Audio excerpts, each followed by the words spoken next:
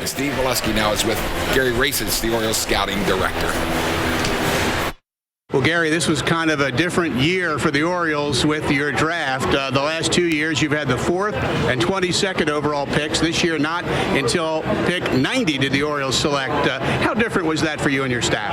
Well, it's very different, Steve. I think they always just try and keep us on our toes around here, but it was an interesting experience. We had a plan going into the draft to target a certain group of players, and we wanted to add arms this year. It was the strength of the draft, so we picked into the strength of the draft, basically. And 27 of 38 selections were pitchers. Did you figure it could be that before the whole thing started? It could have been 38.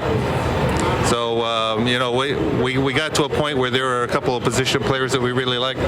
So, I mean, you can't just do all straight pitching. We did have to add some players, and we did get some that we liked. So, we feel very fortunate that overall it was a well-conceived plan. Our scouts did a great job of targeting the right players, and it came off pretty well.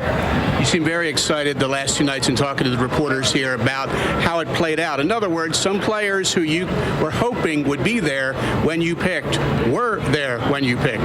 They were, and we were surprised, actually, by a couple of them, but I think our scouting staff did a tremendous job in identifying the guys that would be gone so that we could focus our efforts this spring on scouting the right guys, the right group of guys that could be there for us. And by doing that, we had good reports, we had in-depth reports on the players that we ended up getting. The top pick for the Orioles was a third-round selection, left-hander Brian Gonzales, a high school kid from South Florida, fastball in the high 80s to low 90s, and a real good changeup from what we've heard. Gary, what do you like about Brian Gonzales? Well, Brian he has all the ingredients to be a solid, big league, middle-of-the-rotation starter. He's strong, he's durable, he has 3 good pitches already that he can command, a fastball, a breaking ball, and a changeup.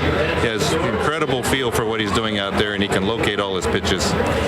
He's just an advanced high school pitcher that we really like, that has tremendous upside. After the Orioles selected Gonzales, they did take 3 more pitchers in the next 3 rounds, and all those pitchers, Gary, Pat Connaughton in round 4, David Hess round 5, Tanner Scott round 6, have all thrown mid-90s, according to scouting reports. Was that something the Orioles looked to do, add power arms? We've seen teams like the Cardinals draft a lot of power arms. Was that by design?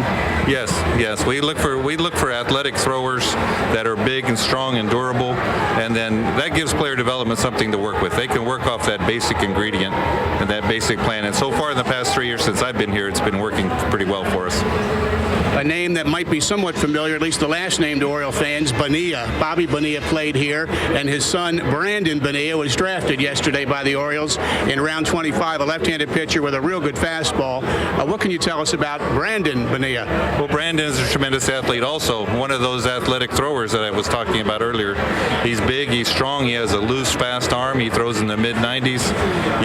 He needs to work on his command, but hopefully if we sign him and bring him into the organization, he'll be ready to bear down and focus full-time on that. Yeah, and he did not pitch this year in games. That's well documented. He had academic ineligibility. Does that throw up a red flag at all for the Orioles? No, not really. I mean, it's a concern, but our scout talking with him, he really wants to focus on baseball now and begin his professional career, so hopefully we can make that happen for him. So, Gary, the next step that the players have been drafted is to try to sign them and get them on the field. Where does that process stand this soon after the draft? Well, we already have kind of quasi-agreements with some of them. We're talking to their agents and things like that. With the Aberdeen season starting soon next week, we want to get those guys going as soon as we can. So we'll bring them in and get physicals, get them to sign their contracts, and get them out playing.